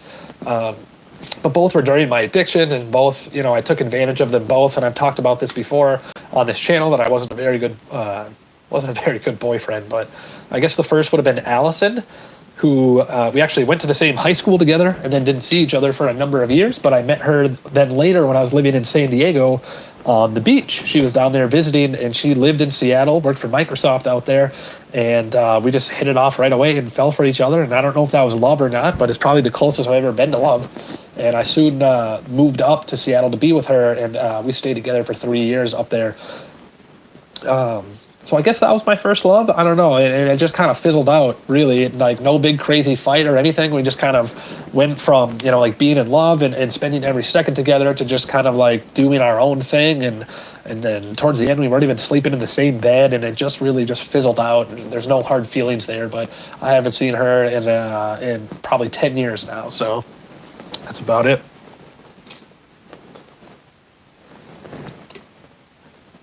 Yeah, Navani, you just caught the end. I'm probably going to sign off any second here, but I appreciate you being here. You can catch the streams.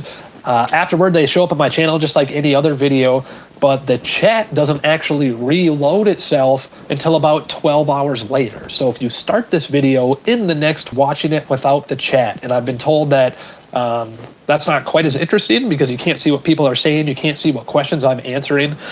So if you'd like to see the chat when you watch the video, just wait 12 hours after it's done.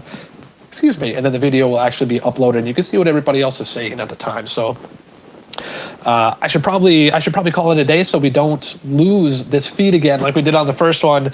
I appreciate you guys so much for being here. This is cool. A lot of you have stayed for this entire stream, which is 2 hours long. I don't think I've ever watched a video on YouTube for 2 hours, but if any one of you ever made one, I'd be there to watch it. I can't thank you enough. This is so cool.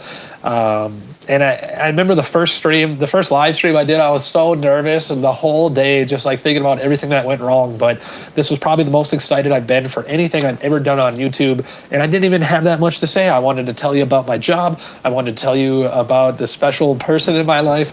But I just really wanted to talk to everybody. And I hope there's a chance someday we can do that in person or on Skype or Zoom or whatever. But for now, this is good enough for me. And I just can't thank you guys enough. So I'm going to sign off here for me and the Pucketts to just say thank you for everything. I'm going to read a couple of these chats as you guys say goodbye. Thank you, Annie Trout. Thank you, Scarlett, Kevin B. Hall. You guys are amazing. Kristen, don't forget, you're not a 6. You're definitely an 8. And everybody else, thank you so much. Have a beautiful evening, a wonderful weekend, and hopefully next Thursday I'll have a video. And if I don't, I'll have one at some point. I promise you that. Thank you again, guys. Have a beautiful night.